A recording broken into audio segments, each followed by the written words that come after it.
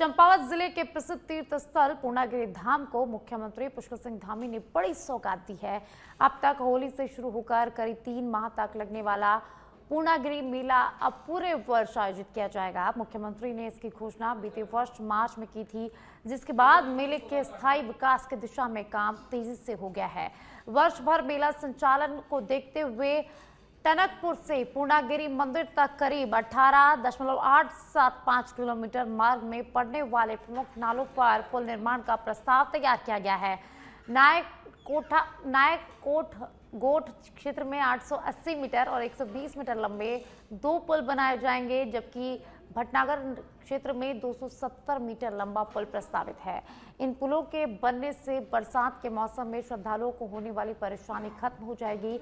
वर्ष भर मेला लगने से धार्मिक पर्यटन को यहां पर बढ़ावा मिलेगा और स्थानीय लोगों में खुशी का माहौल है।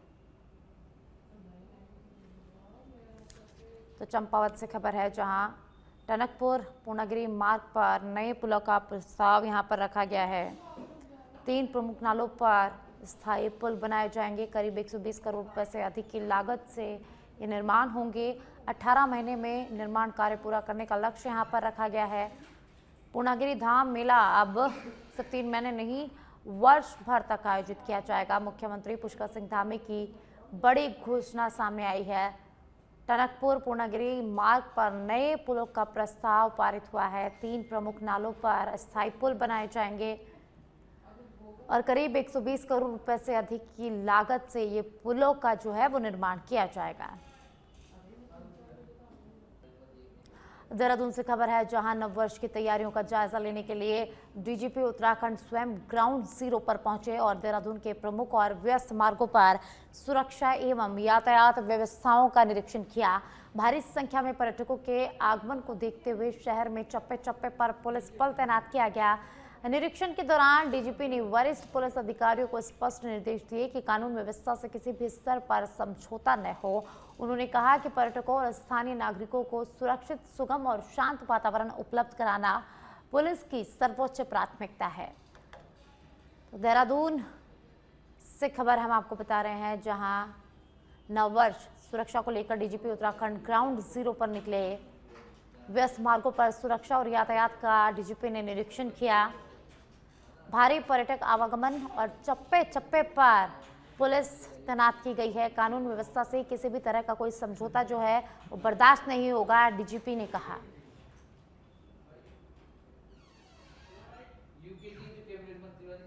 देहरादून और उनकी पूरी टीम ने व्यापक प्रबंध किए हुए हैं और जैसा माननीय मुख्यमंत्री जी ने भी इसके लिए एक विशेष बैठक करके निर्देश दिए थे पूरे प्रदेश के लिए, तो यहाँ पर भी देहरादून पुलिस ने सभी प्रकार के जो यातायात व्यवस्था है, पार्किंग व्यवस्था है, जो आपके भीड़ भाड़ वाले इलाके हैं उनमें विशेष सुरक्षा प्रबंध, महिला कर्मियों की ड्यूटी और पूरे देहरादून में जो चिन्हित एरियाज हैं उनको जोन सेक्टर्स में बांटकर हमारे सारे अधिकारी, सारे थानाध्यक्ष, सारे चौकी इंचार्जेस इस समय फील्ड में हैं और चारों तरफ वो लगातार निगरानी रख रहे हैं, जिससे कि सभी देहरादून वासी अपने नए साल के जो सेलिब्रेशंस हैं उनको आराम से कर सकें।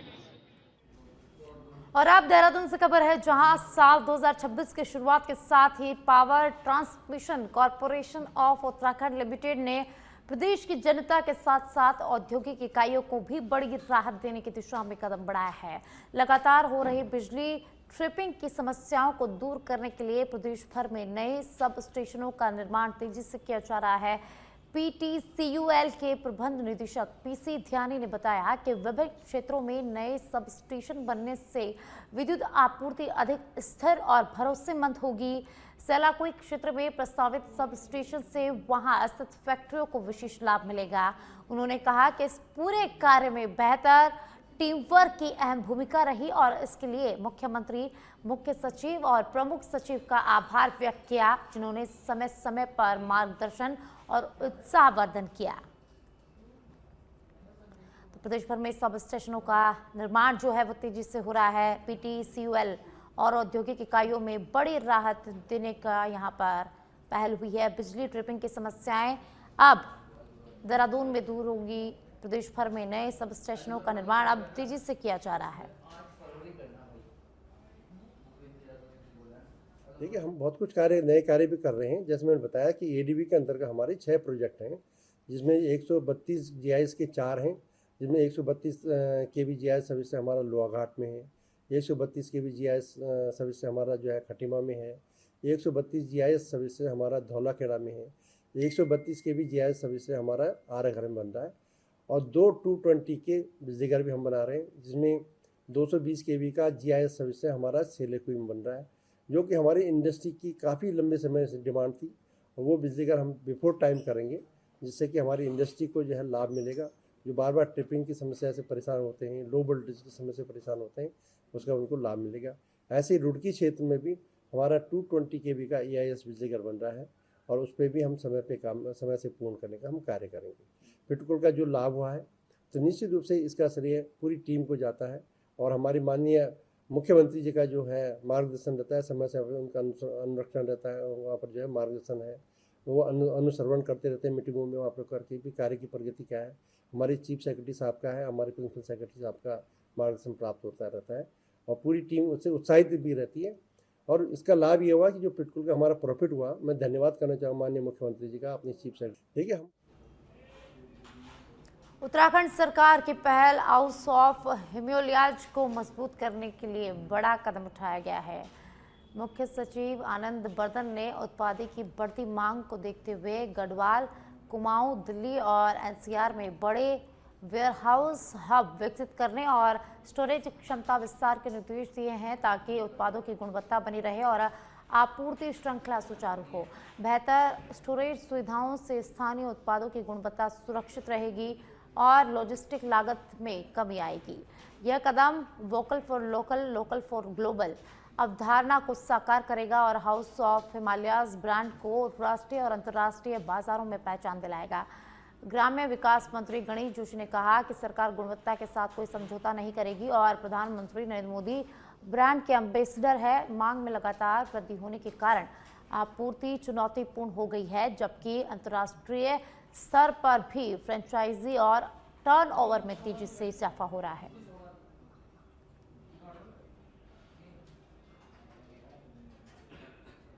क्वालिटी से समझौता नहीं करना चाहते। कॉस्ट ज्यादा जरूर है, लेकिन आज सरकार से उसकी डिमांड हो रही है। अगर आप देखें, आप एक नॉर्मल कुर्ता पहले खरीदते थे 300 का आता है, जब फैब इंडिया में जाते हैं तो 3000 4000 का होता है। लेकिन आप फिर भी हमारे यहाँ रेटों को कंपेयर करें, क्योंकि हम चाहते हैं कि अच्छी क्वालिटी का सामान लोगों को मिले, जनता को मिले। और क्योंकि इसके ब्रांड एम्बेसडर प्रधानमंत्री मोदी जी हैं, इन्वेस्टर्स फंड में उसकी लॉन्चिंग माननीय मोदी जी ने की थी। हम क्वालिटी से समझौता नहीं करना चाहते। रुद्रपुर शहर के स्वास्थ्य सेवाओं को और बेहतर बनाने के उद्देश्य से महापौर विकास शर्मा ने बुधवार शाम जवाहरलाल नेहरू जिला चिकित्सालय का निरीक्षण किया। इस दौरान उन्होंने विभिन्न वार्डों का भ्रमण कर व्यवस्थाओं का जायजा लिया और भर्ती मरीजों से बातचीत कर उपचार और सुविधाओं की जानकारी प्राप्त की। इसके बाद जिला प्रशासन और स्वास्थ्य विभाग के अधिकारियों के साथ समीक्षा बैठक कर अस्पताल की कमियों और भावी कार्य योजना पर विस्तार से चर्चा की गई। महापौर विकास शर्मा ने कहा कि मुख्यमंत्री पुष्कर सिंह धामी के नेतृत्व में प्रदेश सरकार स्वास्थ्य ढांचे को मजबूत करने के लिए लगातार कार्य कर रही है। नगर निगम द्वारा संचालित 8 आयुष्मान आरोग्य स्वास्थ्य केंद्रों के सक्रिय होने से जिला अस्पताल पर मरीजों का दबाव कम होगा। उन्होंने बताया कि अस्पताल की पार्किंग व्यवस्था महिला स्वयं सहायता समूह के माध्यम से संचालित की जाएगी, जिससे पार्किंग शुल्क में कमी आएगी।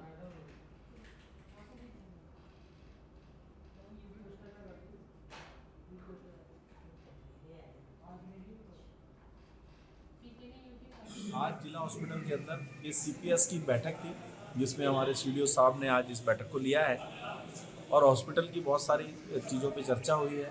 हम लोगों ने यहाँ पर बहुत सारी चीज़ों को आगे बढ़ाने का भी निर्णय लिया है। यहाँ की जो पार्किंग की समस्या है उसको भी अभी महिला समूह के माध्यम से आगे बढ़ाने का निर्णय हुआ है और कुछ हॉट एंड कोल्ड AC लगाने के लिए भी यहाँ सहमति बनी है, जिसमें हमारे CDO साहब ने उनकी व्यवस्था करने के लिए भी कहा है। कुछ जनरेटर की ज़रूरत है, उसको भी उपलब्ध कराने के लिए सीडीओ साहब ने CSR के मद से हमें आश्वासन दिया है। और हॉस्पिटल के साथ बैठकर और पूरी कमेटी ने काफ़ी सारी चीज़ों को रिव्यू किया है। अभी हमने बहुत सारे वार्डों में भी जाके देखा है, बहुत सारे वार्डों में हमारे लगे हुए हैं। आज डिस्ट्रिक्ट हॉस्पिटल उदयपुर उधम सिंह नगर के हमारे यहाँ पे मेयर साहब के साथ और अन्य समिति के मेंबर्स के साथ CPS की बैठक की गई है। काफ़ी सारे इश्यूज़ पे डिस्कशन की गई है, जिसमें हमारे हॉस्पिटल के जो प्रीवियस बजट जो पास हुआ था उसमें जो कार्रवाई हुई, आने वाले जो इनके ऐसे इश्यूज़ हैं, चाहे वो जेनसेट से रिक्वायरमेंट्स हो या टेंडर्स हो पार्किंग की, उसमें काफ़ी अच्छे निर्णय लिए गए हैं। जिसमें हम लोग, जैसे मेयर साहब द्वारा बताया गया है कि आने वाले कुछ महीनों के लिए हम लोग स्वयं सहायता समूह के द्वारा भी पार्किंग संचालित करेंगे और रेट्स को जो कम करने की बात रखी गई थी उसके ऊपर भी हम विचार करेंगे। हमारे यहाँ पे पूरे ज़िले में वैसे जितने भी हमारे अस्पताल है, जहाँ पे हमारी ANCs और PNC वार्ड्स हैं, उसमें ये कहा गया है कि ऑल वेदर ACs लगाया जाए, क्योंकि जनपद उधम सिंह नगर में सर्दियाँ बहुत ठंडी रहती है और गर्मी। उत्तराखंड में अंकिता भंडारी हत्याकांड को लेकर एक बार फिर जन आक्रोश तेज होता नजर आ रहा है। हाल ही में मामले से जुड़े कुछ गंभीर तथ्यों के सामने आने के बाद लोगों में रोष और बढ़ गया है। आरोप है कि सत्ता का संरक्षण इस मामले में एक मजबूत कवच बनकर सच्चाई के सामने आने में बाधा बन रहा है। अंकिता को न्याय दिलाने की मांग को लेकर देवभूमि की गलियों में जब सुबह शाम प्रदर्शन हो रहे हैं, इसी क्रम में पौड़ी जिले में बड़ी संख्या में लोगों ने कैंडल मार्च निकालकर अपना विरोध दर्ज कराया है। प्रदर्शनकारियों की मांग है कि घटना वाली रात रिसोर्ट में मौजूद कथित VIP नेता का नाम सार्वजनिक किया जाए और मामले में निष्पक्ष और पारदर्शी जांच सुनिश्चित की जाए ताकि अंकिता को न्याय मिल सके। तो उत्तराखंड से खबर है, जहां अंकिता भंडारी हत्याकांड को लेकर जन आक्रोश बढ़ गया है। गंभीर तथ्यों के सामने आने के बाद लोगों में भारी रोष यहां पर देखने को मिल रहा है। सच्चाई के सामने आने में बाधा बन रहा है। VIP नेता का नाम जो है वो सार्वजनिक किया जाए, ऐसा आम जनता की मांग है। और इसी के चलते पौड़ी में लोगों ने अंकिता को न्याय दिलाने के लिए कैंडल मार्च निकाला है। उत्तराखंड की त्रिस्तरीय पंचायतों को मुख्यमंत्री पुष्कर सिंह धामी ने 94.23 करोड़ रुपए की बड़ी सौगात दी है। इस राशि से 13 जिला पंचायतों, 95 क्षेत्र पंचायतों और 7,813 ग्राम पंचायतों में विकास कार्यों को रफ्तार मिलेगी और गांव-गांव बुनियादी सुविधाओं का विस्तार बढ़ेगा।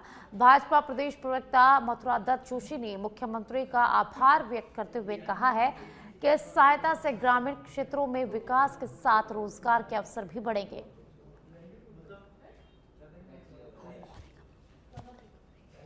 तो उत्तराखंड से खबर है, जहां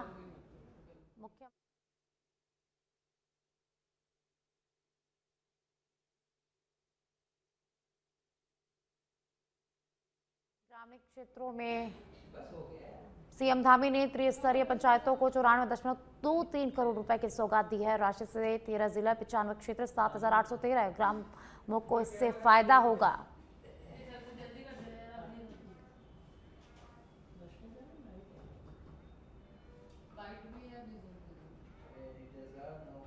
उत्तराखंड में वन्यजीवों की आबादी वाले क्षेत्रों में बढ़ती आवाजाही का एक और मामला सामने आया है। ऋषिकेश के श्यामपुर गढ़ इलाके में सड़क पर खड़े भालू को देखकर राहगीर घबरा गए और उल्टे पांव भागने लगे और इसी दौरान भालू भी पूरी ताकत से उनके पीछे दौड़ पड़ा। गनीमत रही कि राहगीरों ने भागकर अपनी जान यहां पर बचा ली और कोई किसी तरह की जनहानि नहीं हुई। इस पूरी घटना का वीडियो मौके पर मौजूद किसी व्यक्ति ने बना लिया, जो अब सोशल मीडिया पर तेजी से वायरल हो रहा है। घटना के बाद क्षेत्र में दहशत का माहौल है। स्थानीय लोग वन विभाग से इलाके में गश्त बढ़ाने और भालू को सुरक्षित रूप से जंगल की ओर खदेड़ने की यहां पर लगातार मांग कर रहे हैं।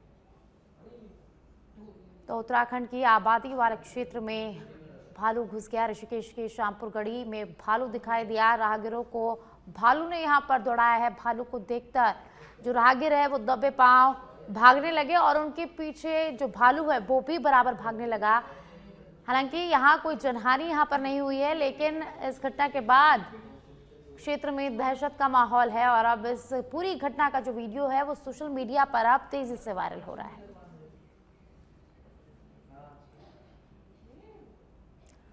तो ऋषिकेश से भालू का ये जो वीडियो है वो सोशल मीडिया पर तेजी से वायरल हो रहा है।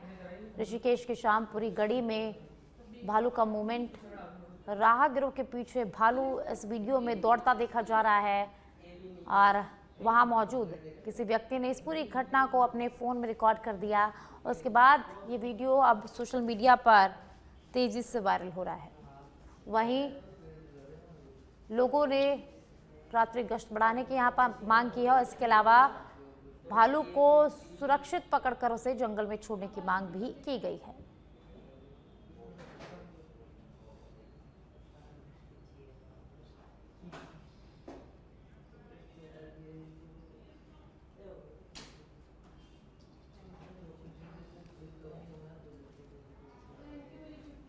उत्तराखंड के विकासनगर क्षेत्र में भाजपा के वरिष्ठ नेता रामशरण नोटियाल ने सिविल लाइन निर्माण कार्य में करोड़ों के भ्रष्टाचार का आरोप लगाया है। साथ ही अधिकारियों और स्थानीय जनप्रतिनिधियों पर मिलीभगत का सवाल भी यहां पर उठाया गया है। भाजपा संगठन ने कहा कि मामला मुख्यमंत्री के संज्ञान में है और पार्टी की नीति जीरो टॉलरेंस की रही है, लिहाजा जांच के बाद तथ्य सामने आने पर कड़ी कार्रवाई यहां पर की जाएगी। निश्चित रूप से देखिए, जो विकास नगर की सीवर लाइन के संबंध में जो बात सामने आई है और उसमें सरकार उसकी जांच करा रही है, उसको देख रही है और सरकार की जानकारी में है और सरकार ने उसको गंभीरता से भी लिया है। माननीय मुख्यमंत्री जी भ्रष्टाचार के प्रति स्वयं गंभीर हैं। बड़े बड़े अधिकारियों को हमने जेल के सीखचों के अंदर भेजने का काम किया है। निश्चित रूप से उन्होंने जो बात उठाई है उस बात का संज्ञान लिया गया है। अगर उसमें कहीं पर भी उसकी जांच कराई जाएगी और जो भी अधिकारी दोषी होगा, चाहे वो कितना ही बड़ा अधिकारी होगा, उसके खिलाफ कानूनी